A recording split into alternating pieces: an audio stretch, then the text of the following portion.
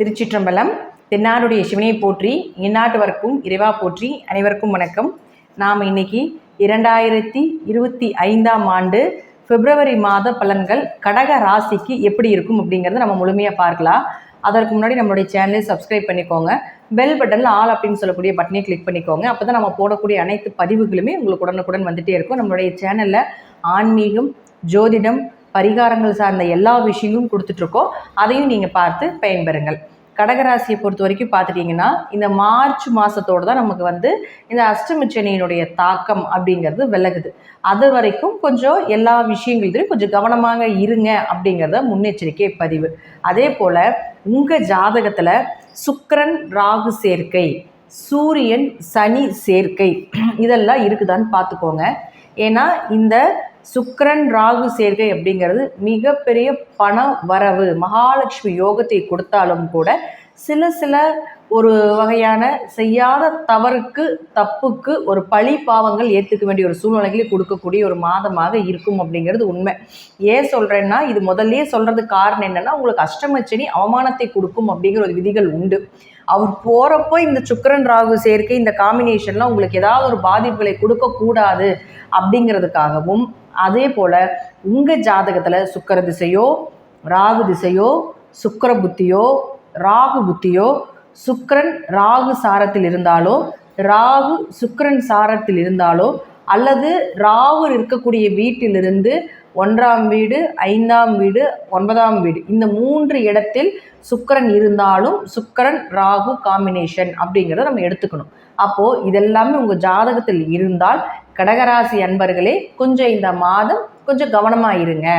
ஆண்களாக இருந்தால் பெண்களிடமும், பெண்களாக இருந்தால் ஆண்களிடமும் இளம் பருவம், இந்த பருவத்தில் இருக்கக்கூடிய ஒரு அமைப்பில் இருக்கக்கூடியவர்கள் உங்களுடைய மொபைல் சார்ந்த விஷயத்தில், அதே போல் உங்களுடைய சேஃப்டியில் ரொம்ப கவனமாக இருங்க. எப்படியும் உங்களுடைய தேவையில்லாத பிரச்சனைகளுக்கு இந்த சுக்கிரன் ராகு ஏற்படுத்தி கொடுத்து விடுவார் அப்படிங்கிறது சொல்கிறோம். அதே போல் உங்கள் ஜாதகத்தில் இந்த சுக்கிரன் ராகு காம்பினேஷன் என்ன பண்ணும் அப்படின்னு பார்த்துட்டிங்கன்னா, இது உச்சகட்டமான மகாலட்சுமி யோகத்தை கொடுத்தாலும் கூட உச்சகட்டமான பெண் சாபத்தை கொடுக்கக்கூடிய ஒரு ஜாதகம். அப்போ உங்கள் பங்காளி உறவுகள், உங்கள் வம்சத்தில், உங்கள் குடும்பத்தில் எல்லாத்துலேயும் பார்த்துட்டிங்கன்னா பெண்கள் சார்ந்த விஷயங்கள் எல்லாமே ஒரு ஃபெயிலியர்.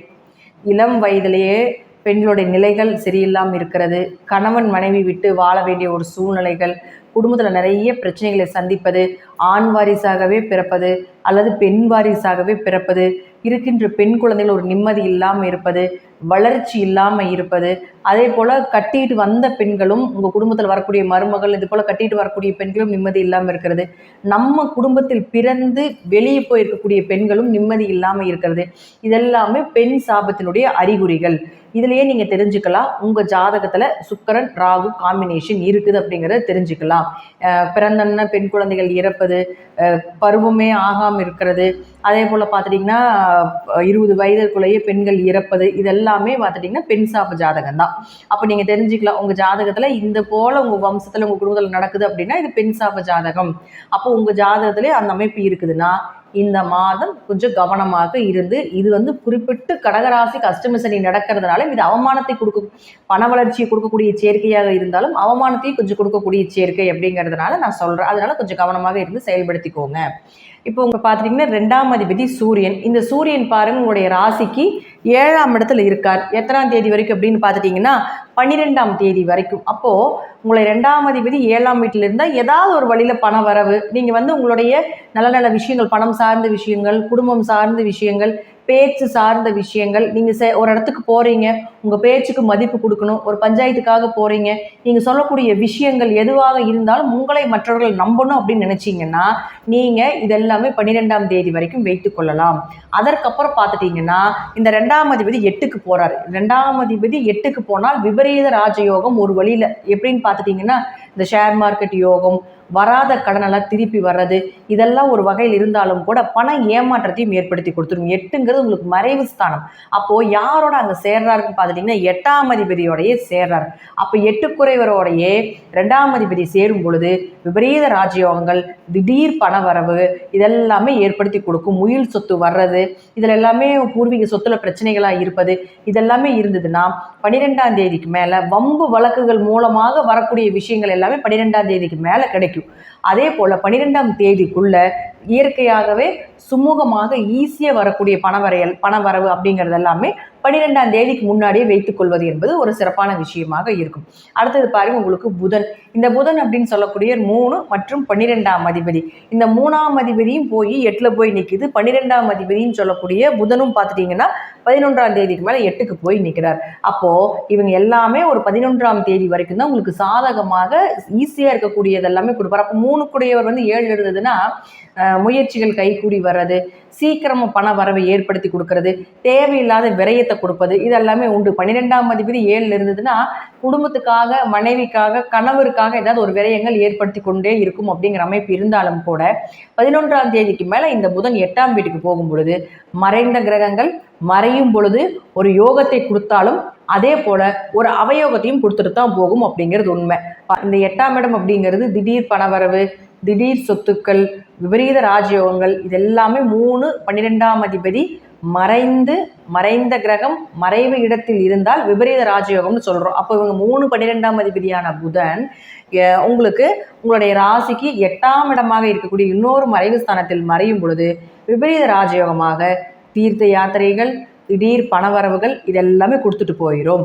அதே போல் பணம் நல்லா வருதுங்க, சந்தோஷமாக இருக்க வேண்டிய ஒரு சூழ்நிலைகள் இருக்குது அப்படின்னா குடும்பம் சார்ந்த விஷயத்தில் கொஞ்சம் கவனமாக இருங்க. இல்லைங்க குடும்பம் நல்லா ஒற்றுமையாக இருக்கிறோம், குடும்பம் சார்ந்த விஷயத்தில் எந்த பிரச்சனைகளும் இல்லை அப்படின்னா பணம் கொடுக்கல் வாங்கல கொஞ்சம் கவனமாக இருங்க. இந்த 2 தான் கொடுக்கும். எந்த கிரகம் ஒரு யோகத்தை கொடுக்குதோ அதே கிரகம் ஒரு அவயோகத்தையும் கொடுக்கும். அப்போது நீங்கள் உங்கள் ஜாதகப்படி இந்த மாதம் எப்படி இருக்குதோ அதற்கு தகுந்தது போல் நீங்கள் மாற்றிக்கொள்வது அல்லது அதற்கு தகுந்தது போல் கிரகங்கள் மாற்றி கொடுக்கும் அப்படிங்கிறது தான் முற்றிலும் உண்மை. அடுத்தது சுக்கிரன் யார் உங்களுக்கு 4 மற்றும் 11ஆம் அதிபதி. 4ங்கிறது தாய், சுகஸ்தானம், வீடு, மனை, சொத்து, சுகங்கள், லாபங்கள், இதெல்லாமே சுக்கிரன் கொடுக்கறதா. இந்த சுக்கிரன் வந்து உங்கள் ராசிக்கு 9ல் உச்சமாகிறது மிகப்பெரிய யோகம். வீடு வாங்குறது, சொத்துக்கு வாங்குறது, வண்டி வாகனங்கள் வாங்குறது, ஆரோக்கியம் சிறப்பாக இருக்கிறது, மனைவி மூலமாக, கணவர் மூலமாக ஏதாவது ஒரு சொத்துக்கள் வருவது, தாய் சொத்துக்கள் வருவது, எதிர்பார்த்த லாபத்தை விட மிகப்பெரிய லாபங்கள் கிடைப்பது, இதெல்லாமே சுக்கிரன் உச்சமாக இது ஒரு மாதத்தில் நிச்சயமாக நடந்தே தீரும் உங்களுக்கு. ஆனாலும் அதே தான் நான் உங்களுக்கு முதல்ல சொன்னதா, சுக்கிரன் ராகு காம்பினேஷன் மகாலட்சுமி யோகத்தை கொடுத்தாலும் ஒரு வகையில் நீங்கள் கொஞ்சம் உங்களுடைய நிலைகளில் கொஞ்சம் கவனமாக இருந்துக்கோங்க. உங்களுடைய கேரக்டர் வைஸில் வீட்டில் குழந்தைகள் சார்ந்த விஷயத்தில் இந்த சுக்கிரன் ராகு காம்பினேஷன் உங்கள் ஜாதகத்தில் இருந்துன்னா கொஞ்சம் கவனமாக இருங்க அப்படிங்கிறத நம்ம சொல்லக்கூடிய ஒரு விஷயம். அதுவும் பாருங்கள் 9ல் போய் உச்சமாகும் பொழுது பூர்வீகம் சார்ந்த சொத்துக்கள் ஏதாவது ஒரு சாதகமாக வரக்கூடிய ஒரு விஷயங்கள், அவங்க பூர்வீக சொத்துக்கள் வர்றதில் வந்து ஏதாவது தடை தாமதங்கள் இருந்துகிட்டே இருந்துச்சு, ரொம்ப நாளாக வந்து பிரச்சனைகள் தொடர்ந்துக்கிட்டே இருக்குதுன்னா இந்த காலகட்டத்தில் இந்த சுக்கிரன் போய் சேரும்பொழுது நீங்கள் அந்த பூர்வீக சொத்தை பற்றி பேசும்பொழுது உங்களுக்கு அது சாதகமாக வருவதற்குண்டான வாய்ப்பையும் ஏற்படுத்தி கொடுக்கும். ஆனால் சின்ன அவமானத்தையும் கொடுக்கும் அப்படிங்கிறதையும் நான் சொல்லிடுறேன். அடுத்தது பாருங்கள் செவ்வாய். இந்த செவ்வாய் அப்படிங்கிறவர் 5 மற்றும் 10ஆம் அதிபதி, குழந்தை மற்றும் தொழிலை கொடுக்கக்கூடிய செவ்வாய் ராசிக்கு 12ல் போய் வக்கரத்தில் இருக்குது 24ஆம் தேதி வரைக்கும். 5ஆம் அதிபதி வக்கரமானால் குழந்தைங்க சொன்னபடி கேட்காது, இதுதான் உண்மை. குலதெய்வம் 2 குலதெய்வமாக இருக்கும் வக்கரகிரியாக இருக்கும் பொழுது, அல்லது ஜாதகத்திலே 5ஆம் அதிபதி அப்படிங்கிறவரை வக்கரமாக இருந்தால் 2 குலதெய்வங்க அப்படின்னு நம்ம சொல்லுவோம். அல்லது மண் எடுத்துகிட்டு வந்து வழிபாடு பண்ணிட்டு இருக்கீங்கன்னு நம்ம சொல்லலாம். இதெல்லாம் 5ஆம் அதிபதி வக்கரமானால் நடக்கும். அப்படி இல்லை அப்படின்னா உங்கள் குழந்தைகள் சொன்னபடி கேட்க மாட்டாங்க. அப்போ நீங்கள் இந்த காம்பினேஷன் இந்த மாதம் எப்படின்னு நீங்கள் பார்த்துக்கோங்க. 5ஆம் அதிபதி வக்கரமாகி, குழந்தை ஸ்தானமும் வக்கரமாகி, சுக்கிரன் ராகு சேர்க்கை, சனி சூரியன் சேர்க்கையில் உங்கள் ஜாதகத்தில் இருந்துச்சுன்னா உங்கள் குடும்பத்தில் இந்த குழந்தை சார்ந்த சில அவமானங்கள் நடக்கும் அப்படிங்கிறதையும் காட்டுது. அதுக்கு தேவையில்லாத விரயங்கள் உண்டு அப்படிங்கிறதையும் காட்டுது.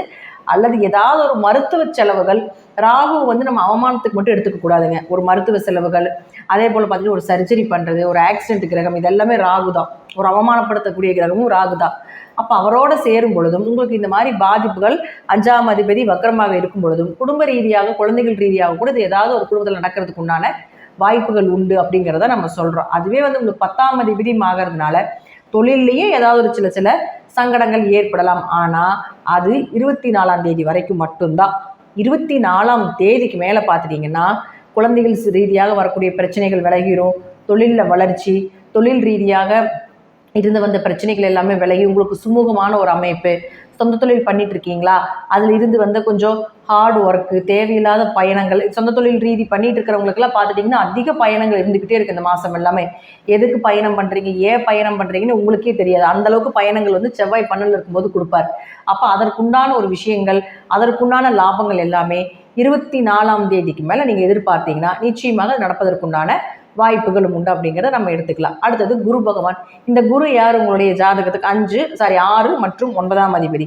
இந்த 6ஆம் அதிபதினு சொல்லக்கூடிய குரு பகவான் உங்களுடைய ராசிக்கு 11லிருந்து வக்கரத்தில் இருந்துட்டு இருந்தார். இப்போ பிப்ரவரி 4ஆம் தேதிக்கு மேலே வக்ரம் நிவர்த்தி பெறுகிறார். அப்போ அந்த வக்ரத்தினுடைய ஒரு கெடுபலனை உங்களுக்கு சுத்தமாக 4ஆம் தேதிக்கு மேலே இருக்காது அப்படிங்கிறதா உண்மை. அப்போ 6க்குடையவர் 11ல் இருந்தால் நல்ல வேலை, எதிர்பார்த்த வேலை. 6னா உத்தியோகம், 6னா கவர்மெண்ட் எக்ஸாம் எழுதுறது, 6ஆம் இடம்னா கடன், நோய், வழக்கு, வம்பு வழக்குகள் எல்லாமே சொல்கிறது 6 தான்.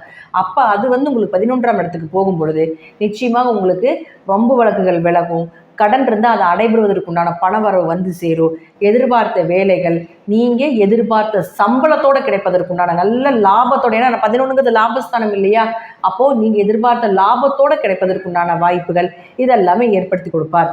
அது மட்டும் இல்லாமல் அவர் 9ஆம் அதிபதியும் ஆகிறதுனால 9ஆம் அதிபதி 11க்கு வரும் பொழுது பிப்ரவரி 4ஆம் தேதிக்கு மேலே அப்பா மூலமாக உங்களுக்கு உதவிகள், பூர்வீக சொத்துக்கள் மூலமாக நல்ல லாபங்கள், ஒரு சொத்தை விற்கும் பொழுது, ஒரு சொத்தை விரயம் பண்ணும் பொழுது நீங்கள் எதிர்பார்த்ததை விட பெரிய லாபங்கள் கிடைப்பதற்குண்டான வாய்ப்பு இதெல்லாமே இந்த குரு இந்த மாதம் உங்களுக்கு ஏற்படுத்தி கொடுப்பார். அடுத்தது சனி பகவான்.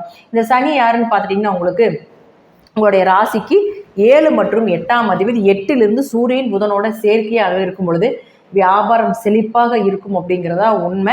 அதே போல் உங்களுக்கு அஷ்டம சனி நடக்கிறதுனாலையும் கொஞ்சம் கணவன் மனைவிக்குள்ள இந்த காம்பினேஷன், சூரியன் சனி சேர்க்கை காம்பினேஷன், சுக்கிரன் ராகு காம்பினேஷன், இதெல்லாம் இருக்கும் பொழுது கொஞ்சம் கவனமாக இருங்க அப்படிங்கிறதா முற்றிலும் உண்மை. சூரியனும் சனியும் சேர்ந்தால் ஆண் ஜாதகத்தால் அப்பாவுக்கும் பையனுக்கு பிரச்சனை வந்துகிட்டே இருக்கும். பெண் ஜாதகமாக இருந்ததுன்னா அப்பாவும் பொண்ணும் ரொம்ப அண்டர்ஸ்டாண்டிங்காக இருப்பாங்க. அப்போ ஆண் ஜாதகத்தில் சூரியன் சனி சேர்க்கை இருந்ததுன்னா அப்பாவுக்கும் உங்களுக்கும் கொஞ்சம் இன்னும் கொஞ்சம் பிரச்சனைகள் அதிகமாகுது அப்படிங்கிறது அர்த்தத்தினால இந்த காம்பினேஷன் இந்த வருஷம் ஒரு முறை மட்டும்தான் வரும், இந்த மாதம் மட்டும்தான் இது நிற்கும். அதனால் இந்த மாதம் மட்டும் கொஞ்சம் குடும்பத்துக்குள்ள தந்தை உறவுகள் மூலமாக இருந்தாலும் சரி, மகன் உறவு மூலமாக இருந்தாலும் சரி, கொஞ்சம் கவனமாக இருந்துட்டீங்கன்னா பெரிய அளவுக்கு பாதிப்புகள் இல்லை அப்படிங்கிறத உண்மை. இருப்பினும் கடகராசிக்கு போகக்கூடிய காலகட்டத்தில் சனி பகவான் ஒரு நல்லதை செய்து கொண்டு தான் இருப்பார், நல்லதை தான் கொடுத்துட்டு போவார் அப்படிங்கிறத முற்றிலும் உண்மை. நன்றி. மீண்டும் ஒரு நல்ல பதிவில் சந்திக்கலாம். திருச்சிற்றம்பலம், தில்லையம்பலம், ஸ்ரீ நரசிம்மர் திருவடிகளே சரணம். கடவுள் அருள் டிவியை பார்த்தமைக்க நன்றிகள். மேலும் இது போன்ற தகவல்களை தெரிந்து கொள்ள கடவுள் அருள் டிவியை சப்ஸ்கிரைப் செய்யுங்கள். மறக்காமல் பெல் ஐக்கானை கிளிக் செய்யுங்கள்.